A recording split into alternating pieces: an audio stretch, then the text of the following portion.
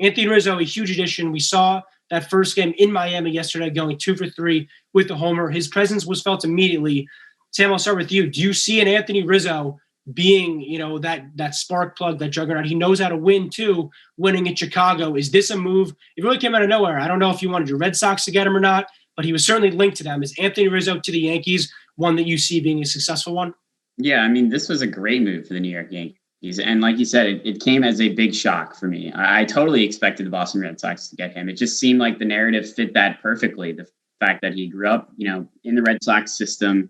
First of all, before I get into what a player he is on the field, off the field, he's an incredible guy. And it pains me that he went to the New York Yankees because I like to root against the New York Yankees. There's kind of no secret there. And it's hard to root against a guy like Anthony Rizzo. He's just the class act. You could tell how much Chicago Cubs fans and coaches and other players love him. So that's tough for the Cubs to lose. But in terms of on the field, what you're getting for Anthony Rizzo, he, like you said, it certainly kind of balances out that Joey Gallo move because he doesn't strike out as much, puts the ball in play a lot more. He's great defensively at first base, which helps as well. Voigt's been hurt most of the year, so that's certainly a position the Yankees felt they needed to address because they don't know the health of Voit going forward. They don't know. That's certainly a question mark. That is why they went out and got Anthony Rizzo, I believe. And it's just a great move because I think that's why I look at this Joey Gallo move a lot more optimistically because they balance that out with a guy like Anthony Rizzo, a guy that gets on base, doesn't strike out as much, will certainly help the team defensively as well. And I don't know. I think one other part of this move that you mentioned that we kind of have to get into as well is what's going to happen with Luke Voit once he returns. I mean, that's certainly the question mark because that's the only, I guess, negative I can think of with this trade because Anthony Rizzo being at first place, you assume he's going to start every single day. That pushes either Stanton as a DH and then Voit's out of the lineup, which right now Voit's hurt, so that's fine. But once Voit does return, Stanton might move to the outfield, which I mean, is a little bit of a question mark. He's certainly not the best defensive outfielder. He's not the worst, but he hasn't played there in a while either. So that's kind of concerning, I guess you could say. And then I guess Voit becomes the DH. I think the Yankees really could have turned this into, and they tried to use Voit as kind of trade bait to pick up a pitcher, which I think would have really just put this Yankees deadline to completely an A+ if they were to kind of find maybe a starter in there. Maybe they didn't want to give up enough prospects to get it. Maybe Voit wasn't enough for another team, especially due to his injuries. But I think that's something they could have done because now I guess it's kind of a good problem to have because you have one too many players for these spots. But I'm not sure what's going to happen with Luke Voit. I mean, Anthony Rizzo is your everyday starting first baseman. And I think Cashman and Aaron Boone want Giancarlo Stanton in the lineup every single day or just about every day. So he might have to play in the outfield, which leaves Voit kind of, I guess, in that DH position for the time being. But I think that's why one knock of this, I guess, not really a knock, but I guess the one thing I can say negatively about this trade is that who knows what's going to happen with that Voit situation. I think it would have been really impressive if they were able to turn Voit into a starting pitcher because that is the one clear kind of still weakness of this team, even though they've performed well all year. And don't get me wrong, they certainly have. But to expect Domingo Germán to continue to step up and pitch really well, to expect Kluber and Severino to return healthy, it's kind of a lot to ask, I think. If you're a team that's making a run at the playoffs, which the Yankees obviously are trying to do, I think going out and getting a starting pitcher would have really been just like the I guess, just really set this deadline apart for the New York Yankees and really boost their chances to make the playoffs. But right now, I mean, you can't complain about Anthony Rizzo to get back to your point. I mean, you can't complain about him. He's great for this team, both defensively and then also he's going to provide a little more consistency and stability offensively as well. Yeah, I mean, look, you guys kind of touched on all of it. I don't really know how much more I can add. I mean, look, Anthony Rizzo is an A+ offensive player. He's an A+ defensive player. Once again, just like Joey Gallo, you're getting a guy that's going to hit. He's going to feel well. I mean, he's a 4-time Gold Glove winner. Anthony Rizzo is. So, I mean, look, Luke Voit was fine at first base, but that's even, better, obviously, especially when you got guys like Gleyber Torres playing short that are going to throw it all over the place. It's nice to have a guy like Rizzo at first base who's going to help you out. That being said, also, when you think about Luke Voit, Sam, I totally agree. That's the one thing I wish the Yankees would have done. It would have made sense for them would to be to trade Luke Voit for pitching. Obviously, with the deadline, they're right up against it. Also, Voit is hurt. He's underperformed this year. How much of a starter is that really going to get you? You probably have to give up some more prospects, somebody else. So you understand why it didn't happen.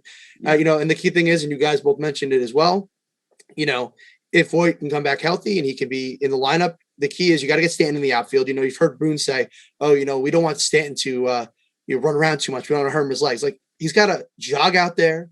He's got to stand in the outfield for 3 outs sometimes and then jog back in. Like, that shouldn't be an issue. Like, he's not always going to be sprinting around like he's a soccer player out there.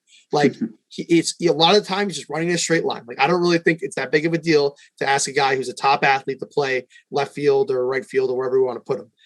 So that being said, I think you got to get Stanton in the outfield, and then you can put Voit at DH. I mean, obviously, you're still hurt in terms of flexibility with Sanchez. I mean, you like to see him DH sometimes, obviously with Higashioka and Cole's relationship. I mean, look, but you're never going to complain about having too many great bats, too many power bats. And the big thing, and we've all said it, is balance. For the first time, the Yankees with Gallo and Rizzo, because also I think just one lefty wasn't enough, Gallo and Rizzo, because let's say it, I already said at the top, a guy like Tyler Wade or, Rougned Odor, they're good left-handed hitters, but they're not the guys that are going to balance your lineup. So to get in, not only Gallo, to get in Rizzo, we've all said it, just the balance is fantastic. But when we're talking about these acquisitions and, and we're thinking about where the Yankees going to go, I mean, something that comes up for me is, look, it's great to have Rizzo. It's great to have, Joey Gallo. They also brought in Andrew Heaney, who's like going to be a nice depth rotation starting piece. I mean, he's kind of like break glass in case of emergency. I don't really see him getting in the rotation right away. I mean, you still have Herman, Montgomery, Tyone, Cole, obviously. I think Nestor Cortez has done great. I wouldn't put Heaney above any of them. But the point that I'm going to make is that this team is only going to go as far as the stars that were already here. So these pieces they got are great, especially Gallo. I think if I'm going to pick one of the two, I think it's the bigger one. But look, this team will not make the wild card, will not win the division unless DJ LeMahieu is the DJ LeMahieu of old. I mean, I said that on a show a couple weeks ago. For the Yankees to make the playoffs, he's got to be who he is. They are who we thought they were, in the infamous words of one famous NFL coach. But getting back to the point, you need LeMahieu to perform. You need Torres to perform. I mean, let's be honest. I think he's been kind of having a disappointing year. You need Judge to be healthy and performing. You need Stanton to get out of this funk and stop striking out so much. It's great to bring in guys, but you can only perform as well as the core that is already in place. And if you're a Yankee fan, that's what you have to look at. And to me, this also all goes back to Boone. How is Boone going to manage this lineup, and how is he going to ensure that the guys who are already here are able to perform, turn things around, and how are the guys coming in going to be able to fit in nicely and add to the lineup that exists? And of course, also, it's about Cole. At the end of the day, the starting rotation, the success of the team, pitching is key in the playoffs. And, Garrett Cole, look, I said it before, the 14-0 loss to the Rays, he gave up 7 earned runs. That's not acceptable for the guy who's supposed to be, if not the best pitcher in the American League, one of the best pitchers in baseball. I mean, it's just not acceptable for that to happen. So obviously he's been hurt by the sticky stuff a little bit, but he's got to perform like an ace. The players that were already here got to perform like the stars they can be. And look, if that all happens, the Yankees can be a wild card team, maybe division winner. I don't think so, but those are just my 2 cents on the whole Yankee situation right now. Yeah, a lot to go through with you guys said, but one thing Sam said, it made me smile on the inside because he's a Red Sox fan. He doesn't like the Yankees. His one negative was that they have too many good players for a position. No, paraphrasing a little bit. Yeah, you are. You're putting words in my mouth a little bit. But bit. But that issue is a problem, and it is a great problem to have. The Luke Voit stuff, listen, he's put his heart and soul into the Yankees. He's a gamer. I love Luke Voit. I really do. It would have crushed me to see that tribute video come. I see the Cubs fans. They're just their souls. We'll get more into them later, but their souls are getting crushed looking at these tribute videos on Twitter. I couldn't have taken the Luke Voit one. He's been everything. He led the league in homers last year. So I get why Cashman, who smartly was looking to trade him, didn't do so. If the assets weren't there, you're not going to force a trade for Luke Voit, who you have in their contract for 2+ years when you only have Rizzo for 2 months, right? It would have been detrimental to just flip Voit for whatever pitching help you can get. No, you got to hold your ground. You can't give him all the leverage. That's one thing, Cashman. You always got to give him credit. He's always going to have the leverage. He's never going to, get embarrassed out there in a trade. And so I'm really glad that they kept Voit in that sense. It's going to come down to Stanton, though. You guys are right. He's going to have to play the field. He's going to have to suck it up. If you look at Stanton, he's one of the 5 best athletes in the game. Looking at him, he's huge. Everything. There is zero reason he can't play the field. The fact that it's taken 4 months to build him up to play 2 games in Miami in the field, it's ridiculous in his own sense. And so the Gallo trade really forces that issue, because to get the most optimal lineup, he only needed to be there. But Mike said a really good point, which I don't know if everyone is on board with, but I 100% am. It's going to come down to the guys who are already here. Gallo and Rizzo will make their lives way easier. That is for sure.